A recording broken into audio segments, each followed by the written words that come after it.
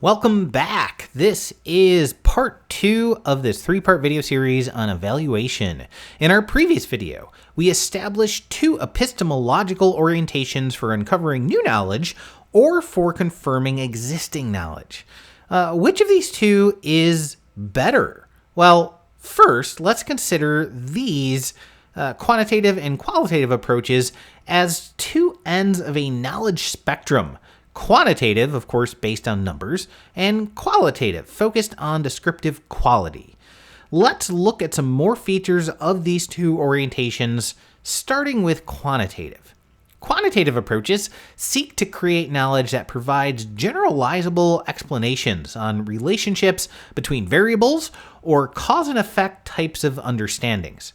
Meanwhile, qualitative approaches look to build detailed understandings about a given phenomenon, such as human behavior, or about cultural or organizational types of behaviors.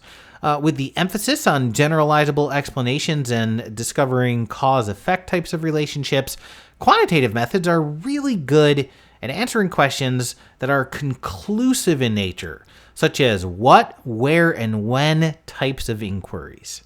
Qualitative methods are designed to provide us with insight into more detailed and complex questions. These are often more exploratory in nature, such as questions about how or why a phenomenon is the way that it is.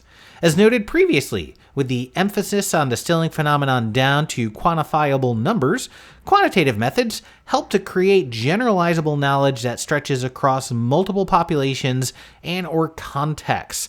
With providing answers that explain causation, often these methods are used for predictive types of knowledge. Meanwhile, qualitative methods emphasize building knowledge of an in-depth type on a particular phenomenon. Generalizability across populations or contexts is not typically a goal of qualitative methods. Rather, qualitative approaches tend to seek very contextualized understandings that can be narrowly applied to specific situations or instances.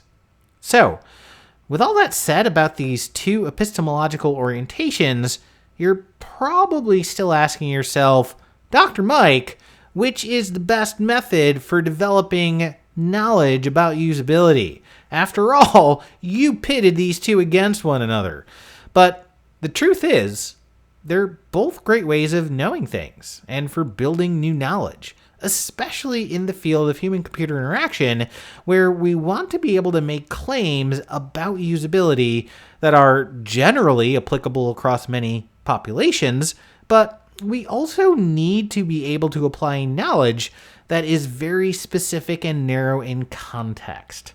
So we're not really going to put one approach over another. Some methods for studying usability and others related to concepts we're going to learn about are more quantitative in nature, and others are going to be more qualitative. But one really does need to use a mix of methods in most real-world scenarios to be able to say anything of meaning about usability. These are both very valuable ways of knowing. And therefore, we'll continue to explore these 2 epistemological orientations with an understanding that they can often complement one another, and we'll look when and how they may be applied to understanding usability in our final part on evaluation. So stay tuned.